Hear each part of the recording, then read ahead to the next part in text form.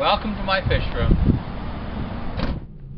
Okay, so today is April 9th, and what you're looking at is a copy of the invoice that for those 2.5 tanks moved. Okay, so basically we had me working 14 hours and Mike, Justin, Chris, and Aaron working 13 hours because I got paid from when I picked up the truck till when I dropped off the truck, whereas they just got paid for their part in the job.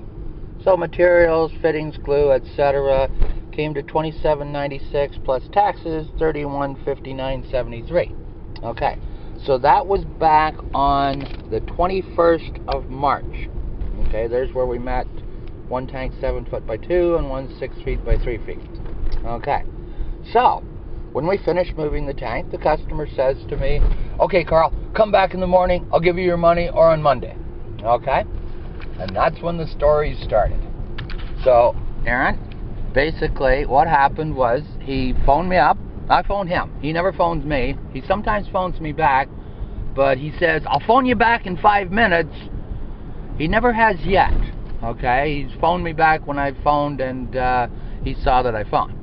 So the first day he tells me that, "Oh yeah, you got a customer that's got to pay me $22,000, and I'll have your money for you right away." Okay, just at the bank. I'm just at the bank. I'll have it later this afternoon. And then it turned out there was complications with that. And the next day he says that, okay, it's got to go through today for sure. Because, like, I need the money for my own needs, too, because I have to pay first and last month's rent. I only paid first month's rent. So let's pay last month's rent before the end of the month. So now we're on the next week. I don't always write the numbers in and stuff like that. But he tells me that, oh, okay, yeah, we're going to get the money soon, and like, I have to have it. I have to have it by the end of the month, because otherwise my new landlord, he's going to throw me out. So I offer to find him some money. See, I know a guy that he'll rent you money, you give him some collateral, he'll charge you high interest, but it's high risk, so I got a guy. So he says, "Yeah, that'd be great, that'd be great." So I phoned my friend, and I asked him, and he says, yeah, I'll lend him some money. What's he got for collateral? And it's 15%. Okay, so I phoned the guy, and he says, "Oh, I got this souped-up Honda Civic. It's been appraised at over $70,000." And so I tell him that my friend wants 15%. He's like, "Well, is that per month or per year?" "I don't know." So I phoned back, and I tell my guy, okay, yeah, wants 15%. He wants to know, is that per month or per year? And my friend is like, it's per month. Every dollar costs 15 cents a month. Short-term loans, you know, nobody's going to make a loan for no money. And I tell him about the Honda Civic, and he's like, "I don't want no Honda Civic." He has a Rolls or a Bentley maybe, but other than that, doesn't he have a boat or a house or gold, something like that? So I phoned the guy back, and he's like, "Oh man, like, I can get it 10% on the streets, 15% is too much." I said, "Well, then don't take it." Okay, I'm not trying to talk you into borrowing money. He says, "Well, if I put it on my house, I might lose my house." If you're going to lose your house for a $10,000 loan, and you say your house is almost paid off, then business must not be very good. So he's like, "Okay, let me think about it. I'm going to talk to my wife." Okay, so the weekend goes by, nothing. So the next week, I phone him again. I'm phoning this man at least once, twice, 3 times a day. And as I said, he's always got a story. So, yeah, okay, the money, I'm going to have it soon. And on Tuesday, it's going to be soon. On Wednesday, it's going to be soon. On Thursday, it's going to be that afternoon. And then on Thursday, he doesn't answer his phone in the afternoon. On Friday, he doesn't answer his phone or a text. And then, of course, I didn't call him Saturday, Sunday.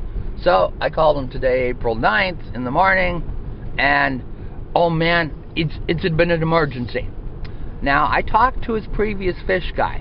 His previous fish guy is a buddy of mine, okay? Doesn't know what he's doing, but he's a buddy of mine. We don't judge. He's more into freshwater. His saltwater skills, he'll get better eventually, but yeah, you guys saw the tank, so you know what I'm talking about. So anyhow, the story now is that around 2 o'clock this afternoon, he's going to meet me and he's going to pay me off in full. So, what did you say, son? What did you ask me? Are you going to? Are you going to do any more jobs for him? Oh, yeah. Are you awake? No. Why are you not awake? What were you doing last night? I thought you were home last night. I was. But I fell asleep on the couch, and that always messes with my sleeping. I had a really bad sleep, and when I woke up at 5, I just went to bed. And I had the scariest dream last night. I almost panicked. I had a dream that me, Sean, and Michelle, and Tom went to China. I had a dream where I cut my ponytail off.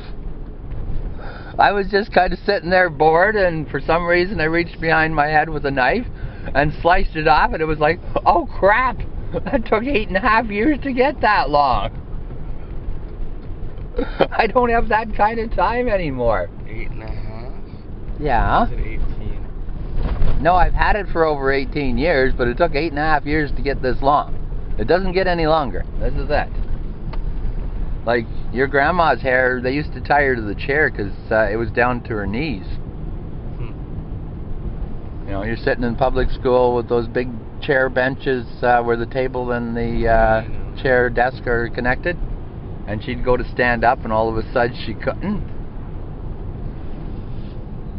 So anyhow, we're optimistic, we're hopeful. Phil says, yeah, man must have went to at least 10 funerals while he was looking after the tank, and oh yeah, you always had to chase him for the money. So anyhow, we're optimistic. Are you optimistic, son? You think he's going to tell me another story this afternoon? I hope not. But if he wants us to do more work, we need money up front. No more of this. That's how we treat people who are slow on their payments. All right. Goodbye.